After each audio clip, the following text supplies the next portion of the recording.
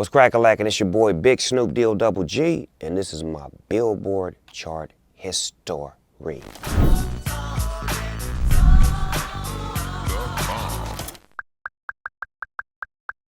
Tone 10, fitting ready. Turn it up cause it's getting heavy.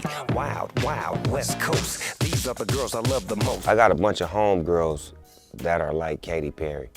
So it's like for me to have a record like that that actually fits in their world. It was a treat. She had hit me because she was, you know, out and about and she kept hearing the Alicia Keys and Jay-Z song.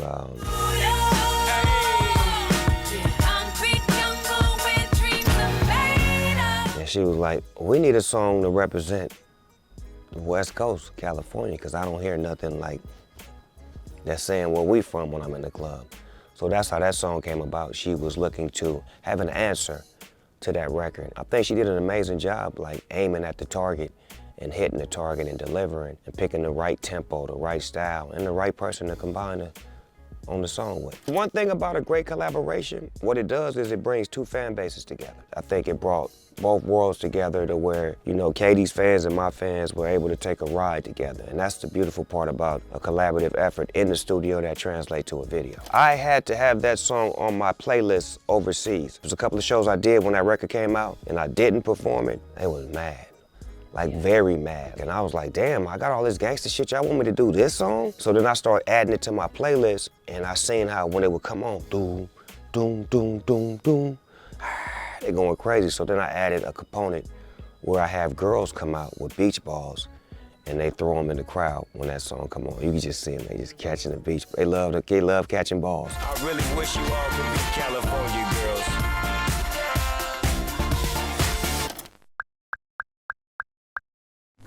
When the pimp's in the crib, ma, drop it like it's hot, drop it like it's hot, drop it like it's hot. See all that spray paint on the wall? That's my original work. There's two dance moves that became infamous in this video. My crib walk, and then when I popped this on them. That video was fun for me for a couple of reasons. One of the reasons was both of my sons was in that video. My oldest son was playing the drums, boom, boom, boom, boom. Pharrell taught him that shit and he learned it. That shit was gangster. And then Lil Snoop, he was on the bike with me at the end. Dusted his shoulders, he dusted mine off. It was just some G shit to have my boys in a video that was so impactful to my career. That is my first and only #1 single as a solo artist. I know that for a fact. To have my boys in it, to be working with Pharrell, to do something outside of what I was accustomed to, which is the G-Funk Death Row Dr. Dre sound, and to find a new relationship with Pharrell and for him to give me a dynamic sound that was catered to me and not to a form of music, but catered to me. And the results was, like I said, my first #1 single. I was able to do things where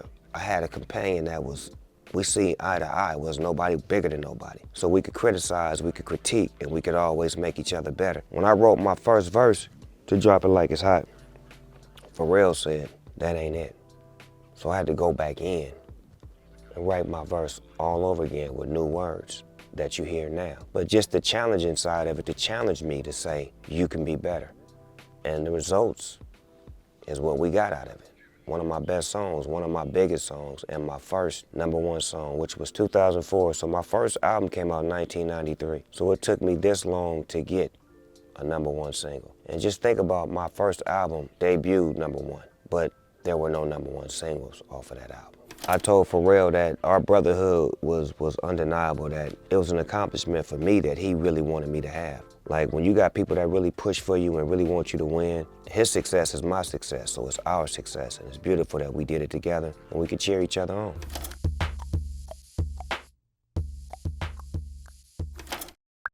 Oh, I wanna. Check this out. Let me see if I know it. Money in the air as Mo feel. Grab you by your coattail, take you to the motel, wholesale. Don't tell, won't tell. Baby said I don't talk, dog, that she told on me. Oh well, take the picture with me. What the flick gon' do? Baby, stick to me, and I'ma stick on you. Now if you pick me, then I'ma pick on you, D-O-double-G, and I'm here to put this dick on you. I'm stuck on pussy cause yours is right. Rip riding and pose cause the doors is tight. And I'ma give me a shot for the end of the night. Cause pussy is pussy and baby, your pussy's polite. That is a record that, behind closed doors, here's the scenario. So we do the record and the label that Akon is on is up under the umbrella of the label that I'm on at the time. Once the umbrella hears the record, they say, we need to put this on Snoop and Akon's album because it's too big of a record. So what they did was they created an umbrella connection to where it was on Akon's album and it was on my album, and we both reaped the benefits of the song being a big hit record. And I thought that was dope because normally in those situations you'll have a label that says, no, this is my artist song. You're not getting a piece of it and having it on your album. But we was able to work that out. I think it worked because Akon is a great spirit when it comes to music and songs. He's a giver. That's when Akon was at the height. We both had enough control and enough power to say that, I'm cool with it, I'm cool with it. So if you got the artists agreeing and you got the labels trying to put it together, then it's an easy scenario. We performed it many times. It's one of my biggest songs on stage. And I just remember the fact that when we did the video, the chemistry between me and the girls and the chemistry with the director, it just felt like it was a hit. You know, some things you just feel that magic moment when you're on the set. That's what that felt like. And just to see how people reacted to the song. When you think about the words, it didn't matter. The song felt so good, people sing it, even though it's kind of a derogatory song, but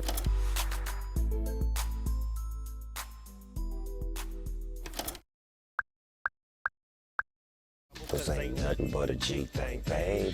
Two bloked up niggas, so we crazy. What a video. Looking back at it, Dr. Dre was so cinematically together. He was making movies. Don't even look like a video. He thrusted me into the limelight like that with no experience, no camera, you know, vision at all. Like I wouldn't even look in the camera, certain things to that effect. For him to know that song, that visual, and having me as that young rapper with that spirit, to be able to capture that and look at it right now and see that it's timeless. When we made the record, I was in jail and I wrote some of it, and I went to 10th and Lime to my cousin's house and wrote the rest of it. And to be able to record that record, to hear what it sounded like in the studio and see how people was reacting to it, then to put it out. And there was a video channel called The Box. That's when you could order the video. You could order, like, I want to order this video next. That motherfucker came on back to back to back to back 20 times in a row. It was the video of the year. Just to know that I'm in here now. People know me now. So it made me have more pressure on myself to be like, what can I do better than this, knowing that everybody's listening to this? So when I think about that, when I hear that and I see that, how can I be better than this? Because this is amazing. But this was the first song that actually like broke radio and broke color lines. Everybody played this record. Deep Cover was a strong record. It came out, it was dope. But when G-Thang came out, everywhere. It was like, it opened up so many different doors. That song created that move, that created that movement, that created that career. So just chill till the next episode. This shit was bang. Like before I proceed. I'ma show you where to put it at. PCD on me. Yeah, I thought I saw a pussycat. Shout out to Nicole and the rest of the homegirls from the PCD. They had a song called Don't You Wish Your Boyfriend Was Long Like Me. And Busta Rhymes was on that shit. I'm like, that shit banging.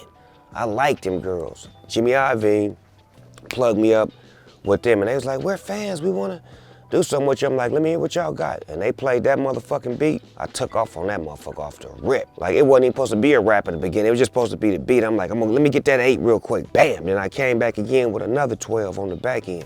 Girl groups was the shit back then. And they had it together. They look, they style, they sound. It was different for me because you think of Snoop Dogg as this style of music, but this is around the time where I started doing everything that felt good to me, getting outside the box. It was beneficial to me and to them. At the time, I was bigger than them.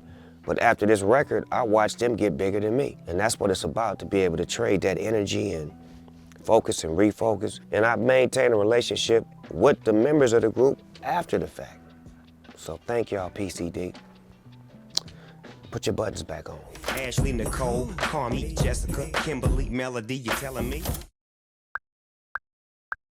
It's like I'm 17 again, peach fuzz on my face, looking on the case, but trying to find a hella taste. Oh my God, I'm on the chase. Chevy is getting kinda heavy, relevant, selling it, tipping away. Time keeps slipping away, zipping the safe, flipping for pay, tipping like I'm dripping in paint. Up front, 4 blunts like Khalifa, put the weed in the J. Pookie Brown, my director slash friend who has been a part of my visuals for a long time, he came up with that treatment. And he wrote the movie High School. So to get down behind that is me and Wiz became friends, started hanging out at my apartment in Hollywood. I loved him so much and I loved his spirit and his energy. I said, man, we should do a movie.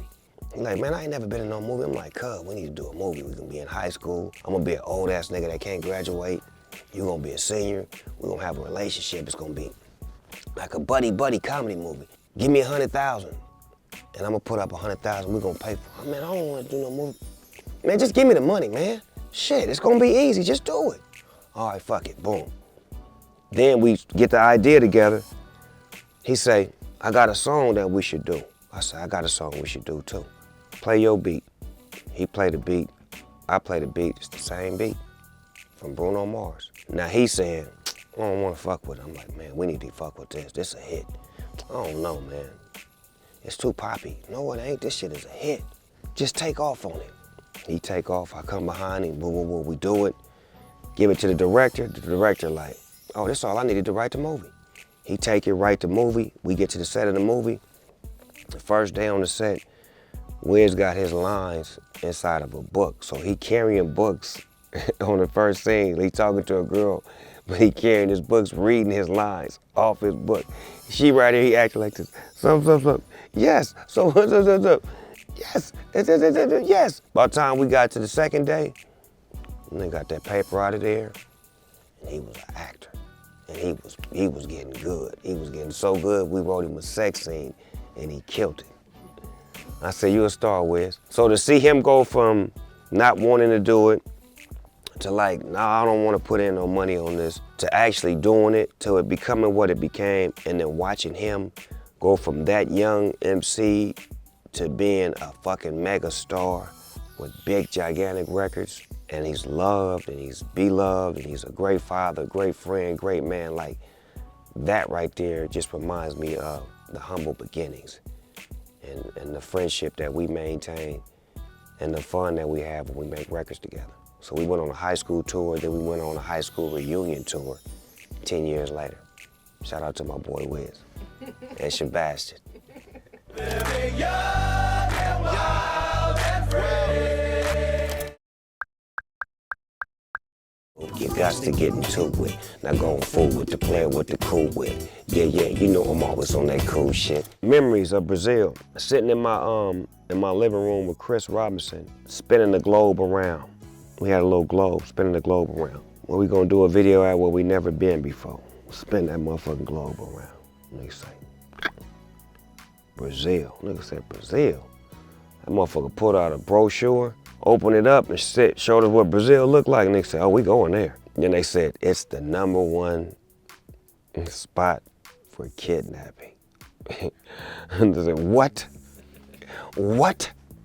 Yes, they kidnap celebrities out there. What? They showed me that brochure again. We just gonna have to get kidnapped. We're going. As soon as we get out there, they like, don't go to the favelas. I said, what's the favela? That's the word for the hood in Brazil. Okay, I'll be back. Straight to the favelas. They looking at me, they say this is the kidnap capital of the world. I walk up in there, I can see the goons and I see all the killers. So I'm like, hey, who the leader around here? They bring out some little motherfucker about this big. He come out. He got about 100 niggas with him. As soon as he see me, Snoop Dogg, man, I love you, man, I respect you. He speak English. I love you, I respect you. He like, yeah, man, I run this is my neighborhood. He said, can I rap for you?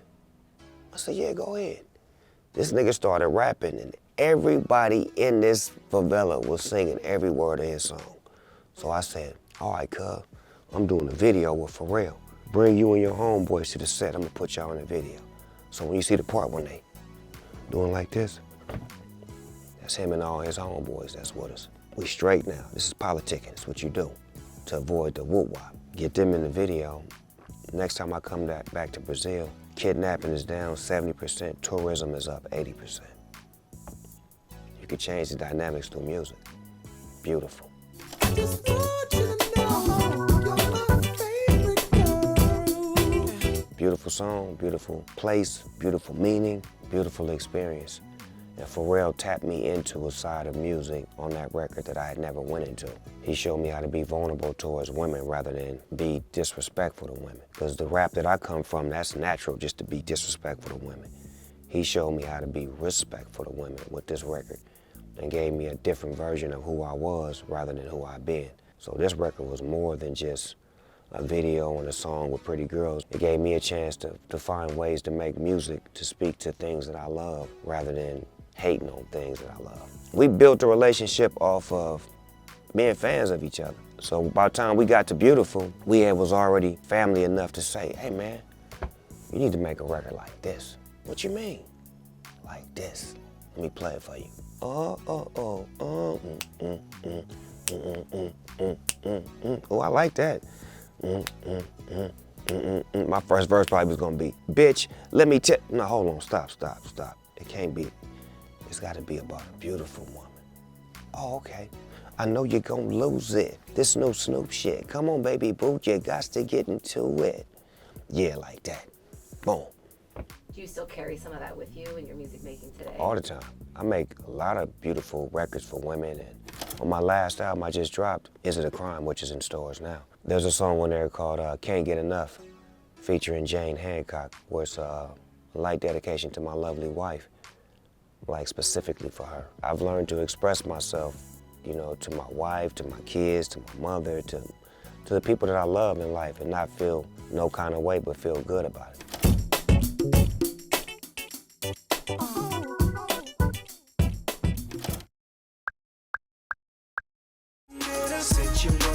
Shout out to Melina. She went on to become a big fucking movie director now. She had a dope ass video that she had did for Solange. And I said, I want that director. And they was like, that's a woman. I said, so? And I met her and we chopped it up. I played her the record and she was like, I'm gonna give you something that it's gonna be different. I'm like, I don't give a fuck. I'll be Prince in this motherfucker. Shit, you know what I'm saying? Like, I put on a woo-wop, woo-bop. And she wrote that shit just like that. Like, you gonna be here. It's gonna be like nostalgic. It's gonna be like a era of where it feels like it's throwback, but it's gonna be new. I'm like, can I do the guitar? She's like, yep. I just wanna be able to hold that guitar and get down, because I know certain artists had it back in the days and they be rocking out with it. All of those levels, then she showed me the outfit. I was like, uh-oh, I gotta put this little shit on? I put it on, my homies was there, they started laughing. Y'all gotta go. Told all the homies, y'all gotta get the fuck out of here. Kicked all my homies out. Y'all can't be here. I gotta be in character. I can't have you niggas laughing at me, cracking jokes. Cause we come from a family where we gonna bag on you, we gonna talk about you, so I don't give a fuck. We gonna talk about you. This nigga got on some tight ass pants. He's like a cheap hotel. What does that mean? He has no ballroom. Like, come on, man, like, stop. I'm not finna let y'all do me like that while I'm shooting this motherfucking video. So I kicked all the homies out, told them niggas, y'all gotta get the fuck out of here. So they left. So remember, Melina got all women that work with her. So it's just me and all these beautiful women that's handling my hair, my this, my that, just making sure I'm on deck. So now it's time to shoot. I'm in full character now. I'm like, I ain't got nobody laughing at me, so I'm like, fuck it. And the girls is like, this is so amazing. They pumping me up. So by the time the shit come out, naturally, motherfuckers feel some kind of way in the beginning. Man, what is this nigga doing singing like T-Pain? And you see that video? And then that shit started growing and growing. And then it went to everybody was singing it. And I had to put it in my show. So it was like, I have to actually sing this record. I'm like, I'm a fucking rapper. And I don't like lip syncing. So it's like, I really have to sing this record when I perform. The song Shawty Red from Atlanta wrote and produced that record. And Ron Fair mixed it. But I think when we got to the visual side, it made us feel like it was a Prince-inspired record with the keys and the arrangement and just the way it felt. So naturally, I wanted to pay respects to somebody who I really, you know, loved in the music industry, to try to imitate, duplicate, or replicate. Sensual seduction, all the time, anytime. Sensual seduction. From the depths depths of the sea. Back to the block, Snoop Doggy Dogg, funky is the doc. Yeah, first of its kind, the first to morph. Old Morphy Dog. I morphed on y'all asses into a Doberman. That was my lead single off of my first album, Doggy Style. Paying tribute to George Clinton, Atomic Dog. And that's one of them records where a motherfucker knew that was it. I ain't even gonna front. We knew that was like, if you didn't like that record, something was wrong with you. It was like one of them ones where it just automatically felt like the shit, the Snoop Doggy.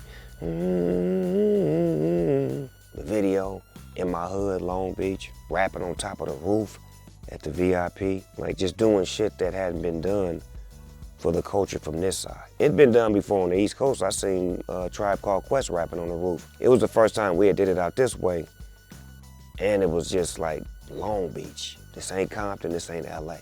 It's Long Beach. So a new city from California was on the come up. And that video was like the kickstart to what came after it. Because after that, Long Beach was in the game. I love it that it was us that put the city on our backs.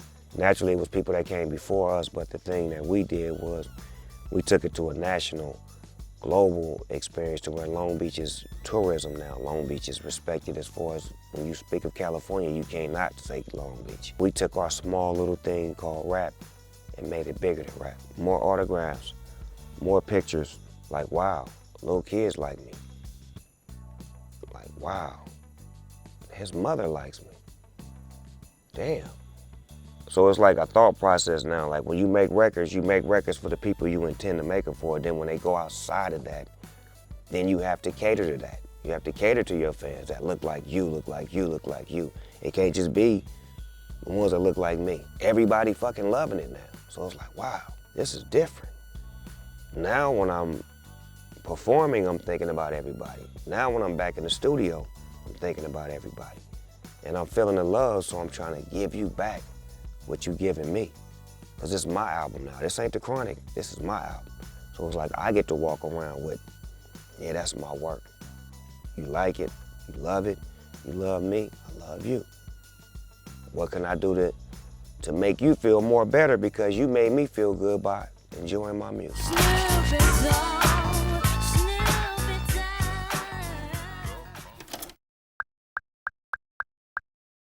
Big Snoopy Dio. I'm turned like D-Lo, catch me on your TiVo. Long Beach with me, the city and the turf show. That's probably one of my best videos right there. As far as dance-wise, choreography-wise, storyline-wise, just the way that record felt. It just felt like a Snoop Dogg party anthem. And there was so many different dance crews in that video and different dance styles. That became a viral moment to where people would use this in dance competitions. This became that record of choice when it was a battle. You know, when you got this crew against this crew, when they play that big record where they all getting it in. And so it was like, for me to break into that culture meant a lot to me. Every time I can knock down a wall and bring more people in, it's beautiful for me.